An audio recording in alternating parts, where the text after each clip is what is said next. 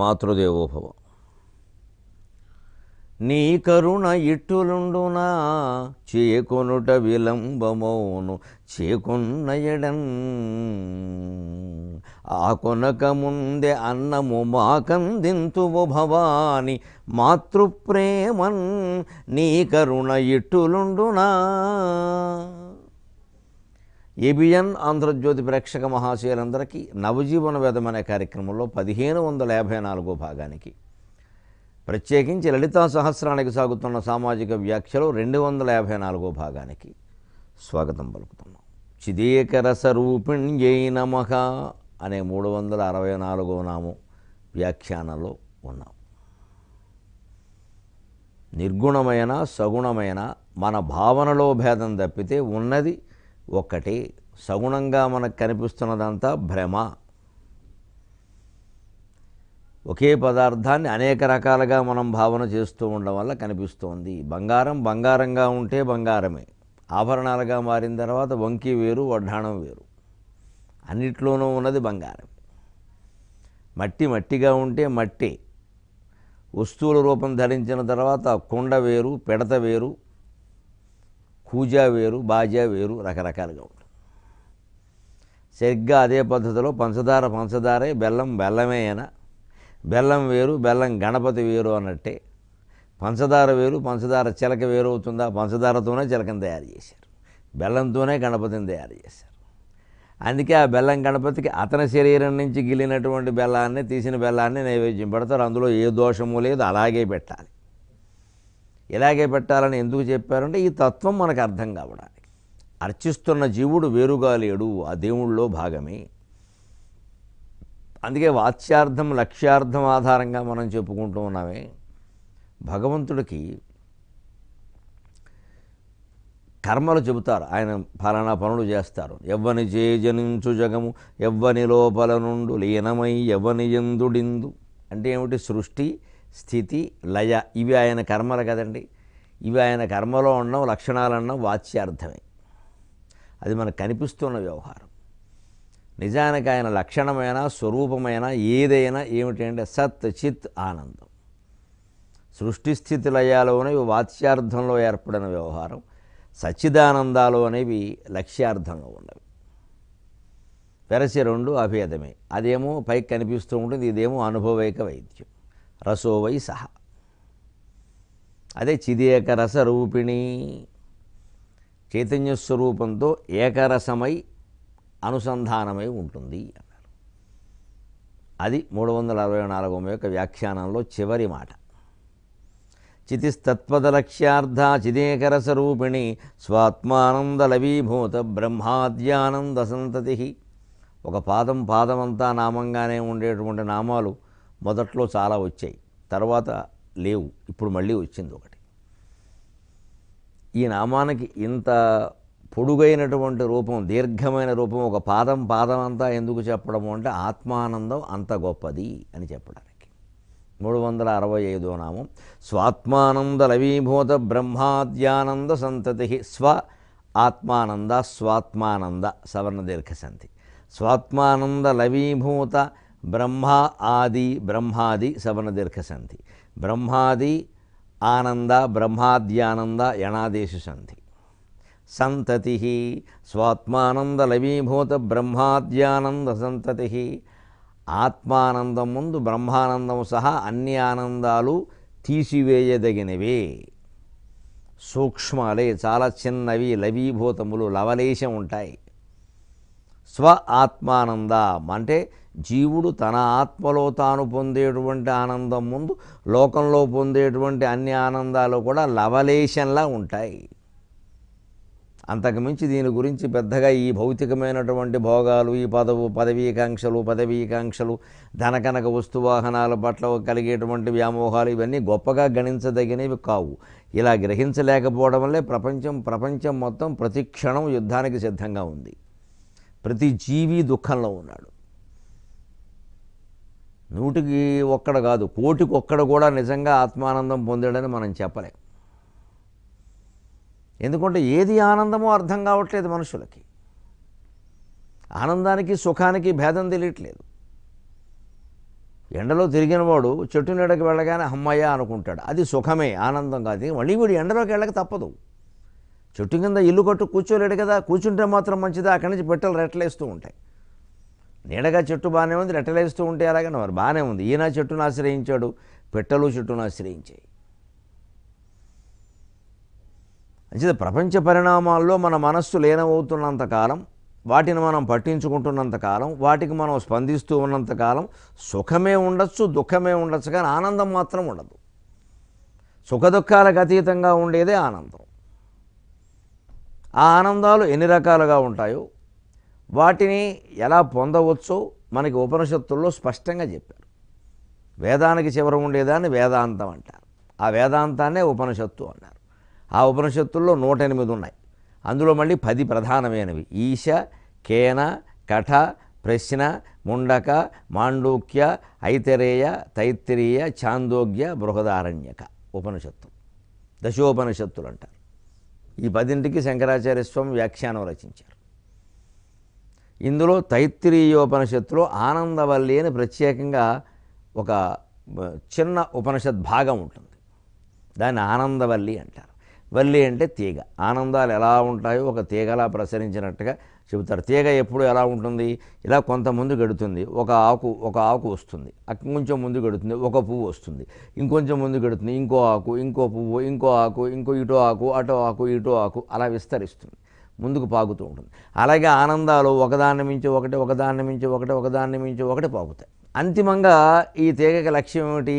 శంకరాచార్య శివానంద లహరిలో చెప్పినట్టే లతాక్షితిరుహం.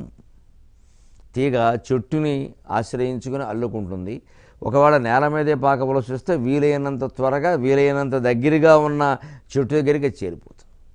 అలాగ జీవుడు ఈ ఆనందాల క్రమంలో పాకుతూనే, డేకుతూనే వెళ్ళి నెమ్మదిగా బ్రహ్మానందంలోకి చేరిపోవాలి అన్నదానికి మనకి ఆనందవల్లిలో ఆనంద పరంపరను చెప్పారు. సైషా ఆనందస్య మీమాగం సా భవతి యువా స్యాత్ సాధు యువాధ్యాయిక ఆశిష్టో దృఢిష్టో బలిష్ఠః తస్యేయం పృథివీ సర్వా విత్తస్య పూర్ణా స్యాత్. ఇక్కడ వరకు ఒక చిన్న భాగం. దీనికి అర్థం తెలుసుకుని తర్వాత దాంట్లోకి పడదాం. అదంతా ఓ గొలుసు కొట్టు వ్యవహారం. స ఏషా సైషా ఆనందస్య మీమాగం సా భవతి. ఏషా ఆనందస్య మీమాంసా సా భవతి. ఇగో ఆనందాన్ని గురించి చర్చిద్దాం రండి. ఇది లోతేందో తెలుసుకుందాం, హాయిగా చర్చిద్దాం. ఏ పక్షము మనం వహించద్దు, నిష్పక్షపాతంగా మనం మాట్లాడుకుందాం. ఎవరిని రమ్మంటోంది వేదం? యువా స్యాత్ సాధు యువాధ్యాయక. యవ్వనంలో ఉన్నవాళ్ళు రండి. వయస్సు ఉడిగిపోయిన వాళ్ళు, ముసలివాళ్ళు ఆనందం గురించి మాట్లాడితే ఎలా ఉంటుందంటే, ఏముందండి, అయిపోయింది, ఏముంది, అన్నీ అనుభవించాడు కాబట్టి అలాగే అంటాడు. అనుభవించకపోతే ఏమనేవాడు? అంచేతను అనుభవించడానికి సిద్ధంగా ఉన్న వయస్సు, మనస్సు కలిగిన వాళ్ళే రండి. అంతేకాదు సాధు యువ అధ్యాయక. బాగా అధ్యయనం చేసే దృష్టి ఉన్నవాళ్ళు రండి. మొండి వాదన చేయొద్దు. మీరు నమ్మిందే సిద్ధాంతం అని అనుకోవద్దు. యువకులు రండి, యువతులు రండి. భోగాలు అనుభవించే వయస్సు ఉన్నవాళ్ళు రండి. మీరు అనుభవిస్తున్న భోగాలు ఏమిటో తేల్చుకుందాం. అంతేకాదు ఆశిష్టో దృఢిష్టో బలిష్ఠక. ఆశిష్టక ఆశలు ఉన్నవాళ్ళు రండి, కోరికలు ఉన్నవాళ్ళు రండి. దృఢిష్టగా దృఢంగా ఉన్నవాళ్ళు రండి. శారీరకంగా, మానసికంగా మంచి కుస్తీ పొట్లు పట్టేవాళ్ళే రండి. బలిష్టగా బలంగా ఉన్నవాళ్లే రండి. ఉడిలిపోయిన వంకాయల్లా ఉన్నవాళ్ళని, కాటికి కాళ్ళు దాల్చుకున్న వాళ్ళని రమ్మని మేము అనడం లేదు. వాళ్ళు ఏం మెట్ట వేదాంతం మాట్లాడతారో మాకు బాగా తెలుసు. ఈ వయసులో ఇంకేం చేస్తామమ్మా, ఏదో కాస్త రామకృష్ణ అనుకుంటే, అంటే ఈ వయసులో ఉన్నాం కాబట్టి, ఇంకేమీ చెయ్యలేం కాబట్టి ఇలా అనుకుంటున్నాం అన్నమాట. ఇదే మెట్ట వేదాంతం అంటే. చెయ్యలేం కాబట్టి వేదాంతం మాట్లాడద్దు, చేయగలిగిండు కూడా వేదాంతం మాట్లాడాలి. అప్పుడే వేదాంతం గొప్పగా ఉంటుంది. మన దేశంలో దురదృష్టవశాత్తు ఈ భక్తి పూజా కార్యక్రమాల్లో వేదాంతం మాట్లాడే వాళ్ళందరూ ఈ చేయలేని వాళ్ళు, చేతకాని వాళ్ళు ఉంటారు. ఈ మధ్యన కొంచెం మారింది, 10 ఏళ్ళుగా ప్రవచనాలు పనిచేస్తున్నాయి, మాకు తెలుసు. అంతేకాదు అనేక రకాల కార్యక్రమాలు పనిచేస్తున్నాయి. అంతేకాదు ఆందోళనలు పనిచేస్తున్నాయి. మనసులో బాగా ఆందోళన పెరిగింది ఆధునిక ప్రపంచంలో. ఎవ్వరికీ ఇప్పుడు చూసుకోండి, ఉద్యోగం శాశ్వతం కాదు. దురదృష్టవశాత్తు పెద్ద కర్మ, వివాహం కూడా శాశ్వతం కాదు. ఇక మనిషికి దేవుడి మీద నమ్మకం పెరగకపోతే ఏమవుతుంది? తన చేతిలో ఏమీ లేనప్పుడు అతీతమైన శక్తి ఏదో ఉందని నమ్మకం ఏం చేస్తాడు? ఆ విషయాన్ని పూర్వం వాళ్ళు తెలుసుకుని నమ్మారు. వాళ్ళ జీవితం సుఖంగా ఉన్నా సరే, ఇంత సుఖంగా ఉన్నామంటే కారణం ఆ పరమాత్మే అని నమ్మారు. వాళ్ళ ప్రయత్నం అని వాళ్ళు అనుకోలేదు. ఇవాళ ప్రయత్నాలు విఫలమైపోతుంటే, జీవితాలు గాలిపటాల్లో తయారవుతూ ఉంటే ఏం చేయాలో తెలియక దేవుణ్ణి నమ్ముతున్నారు. సైషా ఆనందస్య మే మాగం సా భవతి యువా స్యాత్ సాధు యువాధ్యాయక ఆశిష్టో దృఢిష్టో బలిష్ఠక. ఇప్పుడు చెబుతున్నాడు. ఒక్క ఊహ చేయండి ఒక్కసారి. ఆనందం అంటే ఏమిటో మీకు అర్థమవుతుంది. తస్యేయం పృథివీ సర్వా విత్తస్య పూర్ణా స్యాత్. ఆ విచారణకు మొదలుపెట్టే ముందు ఒక్క ఆలోచన చేయండి. ఈ భూమండలం మొత్తం విత్తపూర్ణమైపోతే, డబ్బుతో నిండిపోతే, అంతా నోట్ల కట్టలు పరిచినట్టుగా ఉంటే, అంతా బంగార బిస్కెట్లు పరిచినట్టుగా ఉంటే, అంతా మనకిష్టమైనటువంటి ఆహారం, శాకాహారమైనా మాంసాహారమైనా, భూమండలం అంతా అదే ఉంటే సరిపోతుందా నీకు అని అడుగుతోంది వేదం. అన్ని రకాల ధన కనక వస్తు వాహనాది భోగాలన్నిటికీ ఈ భూమి సిద్ధంగా ఉంది.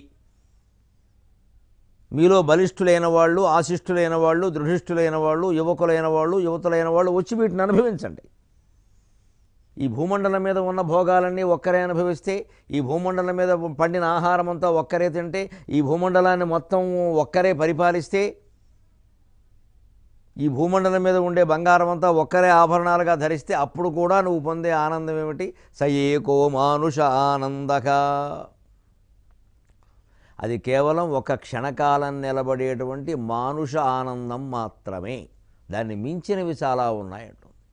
అవి ఏమిటో వరుసగా చెబుతోంది. స ఏకో మానుష ఆనందక తేయే శతం మానుష ఆనందాక స ఏకో మనుష్యగంధర్వాణామానందక శ్రోత్రేశ్య జాకామక తస్య తేయే శతం మనుష్యగంధర్వాణామానందాక స ఏకో దేవగంధర్వాణామానందక శ్రోత్రేశ్య జాకామక తస్య తేయే శతం దేవగంధర్వాణామానందాక స ఏకః పితॄణాం చిరలోకలోకానామానందక శ్రోత్రేశ్య జాకామక తస్య తేయే శతం పితॄణాం చిరలోకలోకానామానందాక స ఏక ఆజానజానాం దేవానామానందక శ్రోత్రేశ్చ జాకామక తస్య తేయే శతం ఆజానజానాం దేవానామానందాక స ఏకః కర్మదేవానామానందక ఏ కర్మణా దేవానపయంతి శ్రోత్రేశ్చ జాకామక తస్య తేయే శతం కర్మదేవానాం దేవానామానందాక స ఏకో దేవానామానందక శ్రోత్రేశ్చ జాకామక తస్య తేయే శతం దేవానామానందాక స ఏక ఇంద్రస్య ఆనందక శ్రోత్రేశ్చ జాకామక తస్య తేయే శతం ఇంద్రస్య ఆనందాక స ఏకో బృహస్పతేరానందక శ్రోత్రేశ్చ జాకామక తస్య తేయే శతం బృహస్పతేరానందాక స ఏకః ప్రజాపతేరానందక శ్రోత్రేశ్చ జాకామక తస్య తేయే శతం ప్రజాపతేరానందాక స ఏకో బ్రహ్మానందక స యశ్చాయం పురుషే యశ్చాసావాదిత్యే స ఏకః స య ఏవం వితు. ఇంకా కొనసాగుతుంది ఆ భాగం. ఇక్కడికి మనకి చాలు. 11 రకాల ఆనందాలు చెప్పింది. 11వ దాన్ని బ్రహ్మానందంగా చెప్పింది. లలితా సహస్రంలో ఏమంటున్నాడు వ్యాస మహర్షి అంటే స్వాత్మానంద విభూత బ్రహ్మాద్యానంద సంతతి అంటున్నారు.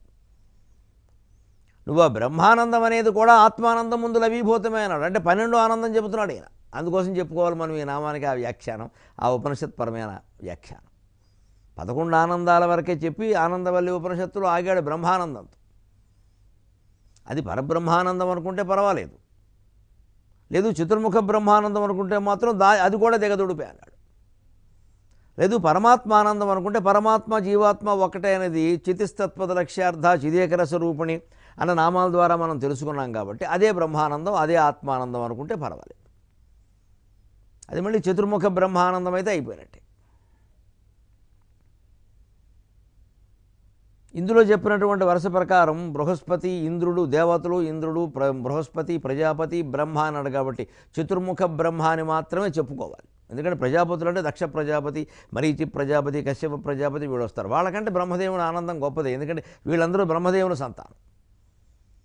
అంటే ఇక్కడ ఈ ఆనందాల మీమాంసలో ఏముందో గమనించండి. మనకేదో కనపడుతోంది ఒక ఆనందం, దాని మూలంలోకి వెళ్ళు ఇంకా గొప్పది కనపడుతుంది, దాని మూలంలోకి వెళ్ళు ఇంకా గొప్పది కనపడుతుంది. వెళదాం 11 మూలాల్లోకి వెళదాం. దేహానికి 11 రంధ్రాలు ఉన్నాయంట, అంచేత 11 ఆనందాల మూలంలోకి వెళదాం. 9 రంధ్రాలు మనకు తెలుసున్నవి, ముక్కులు 2, కళ్ళు 2, చెవులు 2, నోరు 1, ఉపస్థ 1, మలేంద్రియం 1 తెలుసున్నది 9. ఇవి కాకుండా ఇంకో 2 ఉన్నాయి. ఒకటి నాభిరంధ్రం, అది తొందరగా బయటపడదు కానీ దాంట్లోంచే మనం బయటకు వచ్చాం. ఇంకోటి బ్రహ్మరంధ్రం, అది ఈ జన్మకు తెలియదు కాదు. వాటితో కలిపి 11 రంధ్రాలు చెబుతారు. ఈ ఈ 11 ఆనందాల లోపలికి వెళ్ళడం, అలా మూలంలోకి ఇంకా మూలంలోకి, అది గొప్పదే కానీ ఇంకా మూలంలోకి ఇంకా లోతుకెళ్ళి తెలుస్తుంది. అంటే ఏదైనా ఒక కేసుని పరిశీలించినప్పుడు ఇంకా లోతుకి ఇంకా మూలంలోకి వెళితే అసలు రహస్యాలు బయటపడుతూ ఉంటాయి. పైపైన చూస్తే పైపైనే ఉంటాయి, కానీ ఇది ఎందుకు జరిగింది, దీని వెనకాల ఉన్నది ఏమిటి, అసలు ఆ వ్యక్తులు ఎవరు, ఎందుకు ఇలా జరుగుతుంది, లోపలికి వెడితే చాలా విషయాలు బయటకు వస్తాయి. అసలు రహస్యాలు అక్కడే ఉంటాయి. కేవలం పైపైన దొరికిన ఆధారాలను బట్టి మనం నిర్ణయం చేయకూడదు. అంచేది అసలు భూమండలం అంతా ఉండే పంట ఒకడే అనుభవిస్తే, ఆ పదమంతా ఒకడే, ఆ రాజ్యానికి ఒకడే రాజు అయితే, ఆ ధన కనక భోగాలన్నీ ఒకడే అనుభవిస్తే అది కేవలం మానుషానందం అన్నారు. మానుషానందం అంటే అర్థం ఏమిటి, ఓ మంచి కాఫీ తాగినప్పుడు మనిషి పొందే ఆనందం. ఒక్కసారి ఏదైనా ఒక పరీక్షలో గొప్ప విజయం సాధించగానే ఆ విషయం అందరికీ ఎవరన్నా వచ్చి చెప్పగానే పొందే ఆనందం. ఇంకా ఇప్పుడు కుర్రాళ్ళ భాషలో చెప్పాలంటే తాను అనుకున్న అమ్మాయి ఐ లవ్ యూ చెప్పగానే పొందే ఆనందం, అదే మానుషానందం. ఇంకా పక్కాగా చెప్పాలంటే అనవరం మెట్ల మీద ముష్టివాడు ఎవడైనా కూర్చుంటే, వాడు ఎవడైనా 2 రూపాయలు వేస్తాడులే అంతకంటే ఏం వేస్తాడు అనుకుంటే, వాడి చెప్పలో ఎవరైనా 5 రూపాయల బిళ్ళ వేసారు అనుకోండి, వాడు పొందే ఆనందం, అదే మానుషానందం. తేయేశతం మానుష ఆనందాక, అటువంటి 100 మానుషానందాలు కలిపితే స ఏకో మనుష్య గంధర్వాణం ఆనందక. మనుష్య గంధర్వులు అంటే మనుష్యుల కంటే కొంచెం ఉన్నతమైన జాతి. మనుష్యుల్లోనే కాస్త కామరూపం, కామగమనం కలిగిన వాళ్ళు, తపస్సుల కారణంగా, వరాల కారణంగా. దీనికి 100 రెట్లు మనుష్య గంధర్వానందం, దానికి 100 రెట్లు దేవగంధర్వానందం, దానికి 100 రెట్లు పితృదేవతల ఆనందం, దానికి 100 రెట్లు ఆజానజానాం దేవతల ఆనందం, దానికి 100 రెట్లు కర్మదేవతల ఆనందం, దానికి 100 రెట్లు ఇంద్రుని ఆనందం, దానికి 100 రెట్లు దేవతల ఆనందం, దానికి 100 రెట్లు ఇంద్రుని ఆనందం, దానికి ఇంద్రుని ఆనందానికి 100 రెట్లు బృహస్పతి ఆనందం, బృహస్పతి ఆనందానికి 100 రెట్లు దక్ష ప్రజాపతి, మరీచి ప్రజాపతి మొదలైనటువంటి వాళ్ళ ఆనందం, కశ్యప ప్రజాపతి మొదలైన వాళ్ళది. ఆ ప్రజాపతుల ఆనందానికి 100 రెట్లు చతుర్ముఖ బ్రహ్మానందం. ఇప్పుడు మనం అనుకుంటున్న లలితా సహస్రంలో మాట ఎలా ఉంది అంటే, స్వాత్మానంద లవీభూత బ్రహ్మాద్యానంద సంతతి. ఆ 11వదైన బ్రహ్మానందం కూడా చతుర్ముఖ బ్రహ్మానందమే అని మీరు భావిస్తే, ఆత్మానందం ముందు అది కూడా దిగదుడిపే. ఇప్పుడు బ్రహ్మ కంటే కూడా ఆత్మ గొప్పదని అర్థం కావట్లా, అది మనం తెలుసుకోవాలి. ఎందుకు ఒకదానికంటే ఒకటి గొప్పదవుతుంది మనకు పురాణ కథలు చూస్తే అర్థమవుతుంది. మనుష్యుల కంటే మనుష్య గంధర్వులు గొప్పవాళ్ళు, కామరూపం కామగమనం ఉంటుంది. అంతకంటే దేవగంధర్వులు గొప్పవాళ్ళు, వాళ్ళు కామరూపం కామగమనం ఉండడంతో పాటు అనేక రకాల ఇంకా విన్యాసాలు, విలాసాలు, విశేషాలు ప్రదర్శించగలుగుతారు, దీర్ఘాయుర్దాయాలతో ఉంటారు. దేవగంధర్వుల కంటే పితృదేవతలు ఎక్కువ కాలం జీవిస్తారు, ఎక్కువ భోగాలను అనుభవిస్తారు. అంతకంటే ఆజానజానాం దేవతలు మరింత ఎక్కువ, అంతకంటే కర్మదేవతలు ఎక్కువ, అంతకంటే దేవతలు ఎక్కువ, దేవతలందరూ దేవతల కంటే ఇంద్రానందం ఎక్కువ. ఇంద్రుని ఆనందం కంటే 100 రెట్లు బృహస్పతి ఆనందం అన్నారు. ఎందుకంటే ఇంద్రుడికి రాజ్యపాలన మొదలైనటువంటి బాధ్యతలు ఉన్నాయి. బృహస్పతి కేవలం ఆయనకు సలహా ఇచ్చే బాధ్యతే, మిగిలిన సమయాల్లో యజ్ఞాలు యాగాలు చూసుకుంటాడు. అంత మాత్రం చేత బృహస్పతి ఏమైనా ఆనందంగా ఉన్నాడు, ఇంద్రుడు ఏమైనా ఆనందంగా ఉన్నాడు? ఇంద్రుడికి ఎప్పుడూ తలనొప్పి. ఏ రాక్షసరాజు దండయాత్ర చేసినా వెళ్ళి విష్ణువు కాళ్ళు శివుడు కాళ్ళు పట్టుకోవలసింది. అంతేకాదు అప్సరసల విషయంలో ఆయనకి చాలామందితో తగాదాలయ్యాయి. అంతేకాదు ఎవరు తపస్సులు చేస్తూ ఉన్నా 100 యజ్ఞాలు చేస్తారేమో, తపస్సు చేస్తారేమో, ఇంద్రపదవిని ఆక్రమిస్తారేమో అనే బెంగ ఆయనకి ఉండనే ఉంది. అంచేత బెంగ భయము అనేవి ఉన్నప్పుడు అది ఆనందమే కాదు, అది సుఖమే అవుతుంది. ఇందులో మళ్ళీ ఇంద్రుడు ఎంతమంది ఆనందాలకి అడ్డం పడ్డాడో తెలుసు, ఎన్ని శాపాలు పొందాడో తెలుసు. అంచేది ఇంద్రానందం కంటే బృహస్పతి ఆనందం ఎందుకు గొప్పది అంటే, ఇంద్రుడికి కేవలం సలహాలు ఇస్తూ తన పనులేవో తాను చేసుకుంటూ ఉండడం వల్ల, ఇంద్రుడి చేత కూడా గౌరవింపబడుతూ ఉండడం వల్ల ఇంద్రానందం కంటే బృహస్పతి ఆనందం గొప్పది. బృహస్పతి కూడా ఎన్ని కష్టాలు పడ్డాడో, ఎన్ని బాధలు పడ్డాడో తారాశేషాంగం లాంటి కథలు చూస్తే అర్థమవుతుంది.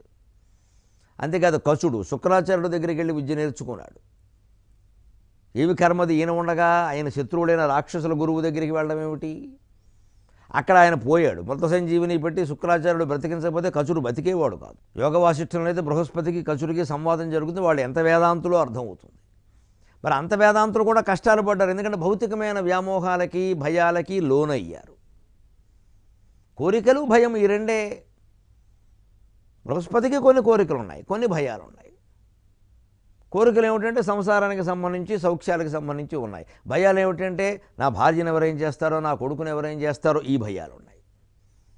అంచేత ఇంద్రానందం కంటే బృహస్పతి ఆనందం కొంచెం బాధ్యతారహితం కాబట్టి గొప్పది కావచ్చు, కానీ ఆయన పూర్తి ఆనందంలో ఉన్నాడనడానికి లేదు. అంతకంటే ప్రజాపతుల ఆనందం గొప్పదన్నారు. ఎందుకంటే వాడు కశ్యప ప్రజాపతి, దక్ష ప్రజాపతి, మరీచి ప్రజాపతి మొదలైన వాళ్ళు కొంతమంది ఉన్నారు, కర్దమ ప్రజాపతి. వీళ్ళు కేవలం సంతానాన్ని కరణం కోసమే పుట్టించబడ్డారు బ్రహ్మదేవుని శరీరం నుండి. పురాణాల లెక్క ప్రకారం కేవలం సంతానాన్ని కరణమే వాళ్ళ పని అయితే భోగాలన్నీ అనుభవిస్తారు, సంతానాన్ని కనాలా వదిలేస్తారు. పైగా వాళ్ళు కన్న సంతానం గురించిన తాపత్రయం వాళ్ళకి ఎప్పుడూ లేదు, ఆ అవసరమూ లేదు. కశ్యప ప్రజాపతి ఏకంగా కొన్ని వందల మందిని కన్నాడు. ఆయన ఏం పెద్ద అందరికీ ఉద్యోగాలు చేయించి పెళ్ళిళ్ళు చేస్తూ కూర్చోలేదు. అటువంటి బాధ్యత లేనప్పుడు ఎంతమంది సంతానాన్నైనా కంటారు, దానికేముంది. అంచేత వీళ్ళ ఆనందం కంటే ప్రజాపతులైన వాళ్ళు ఇంకా ఆనందం. ఎందుకంటే వాళ్ళ ఆయుర్దాయాలు కూడా గొప్పవి. ఇంద్రుడి కంటే బృహస్పతి ఆయుర్దాయం గొప్పది, బృహస్పతి కంటే ప్రజాపతుల ఆయుర్దాయం గొప్పది. ఆ ప్రజాపతులు కూడా కంటే చతుర్ముఖ బ్రహ్మ ఆయుర్దాయం గొప్పది, ఆనందాలు కూడా గొప్పవి. ఇక్కడ దేవతలంతా వెళ్ళి బ్రహ్మదేవుడికి చెప్పుకుంటారు, సురజ్యేష్ఠ పితామహ. మరి వీళ్ళందరూ వెళ్ళి ఆయనకి చెప్పుకుంటున్నారు అంటే ఆయన గొప్పవాడేగా. ఆ రకంగా బ్రహ్మానందం గొప్పదే. కానీ ఇందులోనే మనం గమనించాల్సింది ఒక ఆనందం మించి ఒక ఆనందం ఉంది కదా. సరిగ్గా అహల్య కథను గమనిస్తే మనకి ఇక్కడే ఉంటుంది. వాళ్ళిద్దరూ బ్రహ్మానంద స్థితిలో ఉన్నారు. గౌతముడు ఇంచుమించు ప్రజాపతి స్థాయి, కశ్యప ప్రజాపతి, కర్దమ ప్రజాపతి ఎటువంటి వాళ్ళు, గౌతముడు అలాంటి వాడు. ఆయనకి భార్య అయ్యుండి ఒక కుమారుడు కానీ శతానందుడు అని 25 ఏళ్ల కుమారుడు ఉండి ఆయనేమో జనక మహారాజు ఆస్థానంలో పురోహితుడుగా ఉంటే ఆ స్థితిలో ఈవిడ మనసులో ఏవో చాపల్యాలో చాంచల్యాలో కలిగాయంటే ఏమైంది? బ్రహ్మానందం కోసం తపస్సు చేస్తున్నటువంటి గౌతముడు అహల్య దంపతులలో అహల్య బ్రహ్మానందం నుంచి ప్రజాపతి ఆనందానికి, ప్రజాపతి ఆనందం నుంచి బృహస్పతి ఆనందానికి, బృహస్పతి ఆనందం నుంచి ఇంద్రుని ఆనందానికి దిగజారింది, 4 మెట్లు దిగింది. అందుకే ఇంద్రస్య ఆనంద అన్నచోట ఒక కీలకమైన విషయం ఉంది అన్న. ఆ కీలకమైన విషయమే రామాయణంలో అహల్య ఘట్టం. వేదం అర్థమైతే కానీ రామాయణం అర్థం కాదు, ఉపనిషత్తులు తెలిస్తే కానీ రామాయణం అర్థం కాదు. ఇది ఆనందవల్లి ఉపనిషత్తు కథనే అహల్య కథగా మనం అన్వయించుకుంటే విషయం అర్థమవుతుంది. అందుకే విశ్వనాథ వారు చాలా బ్రహ్మస్వరూపుడు కాబట్టి, మహానుభావుడు, ఆ విషయాలు తెలుసున్నవాడు కాబట్టి అహల్య రాతిగా మారినప్పుడు ఆయన చాలా గొప్ప శేషపద్యం రాస్తారు అక్కడ. ప్రభుమే నిపాయిగాలిపై వచ్చినంతనే పాషాణమొకటికి స్పరిశ వచ్చే, ప్రభుమేని నెత్తావి పరిమళించిన తోన అశ్మంబు ఘ్రాణేంద్రియంబు చెందే, ప్రభు కాలి సవ్వడి ప్రాంతమైనంతనే శిలకొక్కదానికి చెవులు కలిగే, ప్రభు నీలరత్న తోరణ మంజులాంగంబు కనవచ్చి రాతికి కనులు గలిగే, ఆ ప్రభుండు వచ్చి ఆతిథ్యమును స్వీకరించినంత ఉపల హృదయ వీధి ఉపనిషద్వితానములికి శ్రీరామ భద్రాభిరామ మూర్తియగుచుతోచే అంటాడు ఆ మహానుభావుడు. చాలా గమ్మత్తుగా రాయి రమణిగా మారిన విషయాన్ని వర్ణిస్తాడండి. ఒక రాయి రమణి అవ్వాలంటే, మనిషి అవ్వాలంటే ఇంద్రియాలు రావాలిగా. ఇంద్రియాలంటే త్వక్, చక్షు, శ్రోత్ర, జిహ్వా, ఘ్రాణములేగా. ఇంతకుముందు ఈ ఇంద్రియాలు ఆవిడకున్నాయి. ఆవిడ మనిషే, మహాసాధ్వి, గొప్ప చైతన్యం కలిగిన మనిషి. రాయిపోవలసిన స్థితి ఎందుకు వచ్చింది అంటే ఇంద్రియ వ్యామోహం కారణంగా, ఇంద్ర వ్యామోహం కారణంగా. ఆ ఇంద్రియాలను అందుకు ఉపయోగించాలని చూసింది ఆవిడ, పొరపాటు పడి, ప్రమత్తత కారణంగా, అప్రమత్తంగా ఉండలేకపోవడం వల్ల. బ్రహ్మానందంలో ఉన్న ఆవిడ 4 మెట్లు తగ్గి ఇంద్రానందాన్ని కోరుకోవడం వల్ల. అందుకని ఆవిడ స్థితి ఏమైందంటే ఆ శరీరం మళ్ళీ బండరాయి అయిపోయి ఆ ఇంద్రియాలు మళ్ళీ పొందవలసి వచ్చింది. ఇప్పుడు ఆ ఇంద్రియాలను ఆవిడ ఏ రకంగా వినియోగించిందో చెప్పేస్తున్నాడు అక్కడ. ప్రభుమే నిపై గాలిపై వచ్చినంతనే పాషాణమొకటికి స్పరిశ వచ్చి. రామచంద్రమూర్తి పరమాత్మ కాబట్టి ఆశ్రమంలో ఇలా ప్రవేశిస్తూ ఉంటే ఆ గాలి సోకగానే ఆవిడకి చర్మం వచ్చిందట. చర్మం త్వగింద్రియము స్పరిశను కోరుతుంది, స్పరిశ వాయువు ద్వారా వస్తుంది. అంటే పరమాత్మ స్పరిశ కోసమే మన చర్మాన్ని వినియోగించాలి. మన చేతులు ఉన్నది ఎందుకు, మన చర్మం ఉన్నది ఎందుకు అంటే దేవతా విగ్రహాలకి నమస్కారం చేయడానికి, దేవతా విగ్రహాలని తోమడానికి, కడగడానికి, శుభ్రం చేయడానికి, దైవభావన కలిగిన వ్యక్తుల్ని గౌరవించడానికి. లేకపోతే ఈ శరీరానికి ఏమిటి ఉపయోగం? అలాగే మిగిలిన ఇంద్రియాలు అలా వచ్చాయి. 23:30 గంటల్లో అద్భుతమైనటువంటి ఆనందవల్లి ఉపనిషత్తుని అహల్య కథకు అన్వయిస్తూ మనం ఆత్మానందం ఎలా పొందాలో అహల్యతో పాటుగా మనము తెలుసుకుందాం. ఆ సాధ్వి ఎప్పుడూ తెలుసుకుంది. ఆ సాధ్వి కరుణా కటాక్షం వల్ల మనం 23:30 గంటల్లో తెలుసుకుందాం.